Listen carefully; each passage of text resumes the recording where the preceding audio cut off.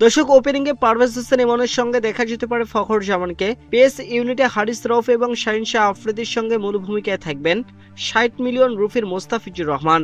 এবার টাইগারদের দুই তারকাকে নিয়ে শক্তিশালী একাদশ গড়ছে লাহোর কালান্দার্স, যেখানে থাকবে আরও বেশ কিছু চমক।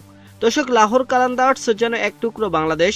প্রতিবারে বাংলাদেশের ক্রিকেটারদের প্রাধান্য দেয় ফ্রাঞ্চাইজিটি, যার ব্যতিক্রম ঘটেনি এবারও। টাইগার দলের দুই শীর্ষ ক্রিকেটারকে দলে ফিরিয়ে চমক দেখিয়েছে তারা, কেননা দলের ব্যাটিং অর্ডারে অন্যতম ভরসা বাঁহাতি পারভেজ হোসেন ইমন, আর বোলিং ইউনিটের নেতৃত্বে থাকবেন কাটার মাস্টার মোস্তাফিজুর রহমান। তাদের নিয়ে টুর্নামেন্টের সবচেয়ে শক্তিশালী একাদশ সাজাতে চায় গতবারের চ্যাম্পিয়নরা। এবার লাহোরের একাদশে ওপেনার হিসেবে থাকতে পারেন পারভেজ হোসেন ইমন। নিলাম থেকে ভিত্তিমূল্য ৭ লাখ রুপিতে তাকে দলে ফিরিয়েছে ফ্রাঞ্চাইজিটি।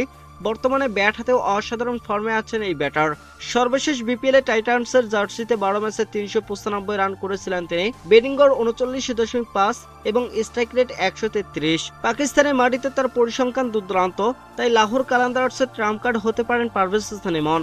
দর্শক, ইমনের সঙ্গে ওপেনিংয়ে থাকতে পারেন অভিজ্ঞ ফখর জামান।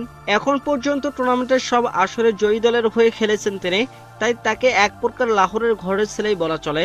৩ নম্বর পজিশনে থাকতে পারেন পাকিস্তানের টেস্ট দলের নিয়মিত সদস্য আবদুল্লাহ শফিক। দর্শক, গত আসরে লাহোরকে চ্যাম্পিয়ন করার পিছনে বড় ভূমিকা ছিল তার। ১৩ ম্যাচে প্রায় ১৫০ স্ট্রাইক রেটে ৩৯০ রান করেছিলেন তিনি। মিডল অর্ডারের বড় নাম হতে পারেন মোহাম্মদ নাইম। পিসিএল ২০২৫-এ লাহোরের হয়ে অভিষেক হয় তার। সেই মৌসুমে ১২ ম্যাচে ৩১৪ রান করেন এবং ৩টি অর্ধশতক হাঁকান। তাই এবারও তার কাছ থেকে ভালো পারফরমেন্স আশা করছে ফ্রাঞ্চাইজিটি। দর্শক, তার সঙ্গে বিদেশি কোটা থাকতে পারেন সেকেন্দার রাজা ও শ্রীলঙ্কার অধিনায়ক দাসুন সানাকা। ব্যাট ও বল উভয় বিভাগে দুর্দান্ত ছন্দে আছেন তারা।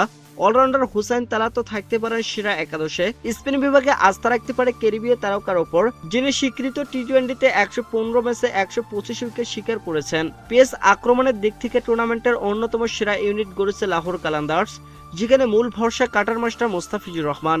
নিলামের আগে সরাসরি চুক্তিতে ৬,৪৫,০০,০০০ পাকিস্তানি রুপিতে তাকে দলে নেয় তারা। ফলে নতুন মৌসুমে তার দিকে বিশেষ নজর থাকবে। অধিনায়ক শাহিন শাহ আফ্রিদি ও হারিস রউফ পাকিস্তান জাতীয় দলের গুরুত্বপূর্ণ সদস্য।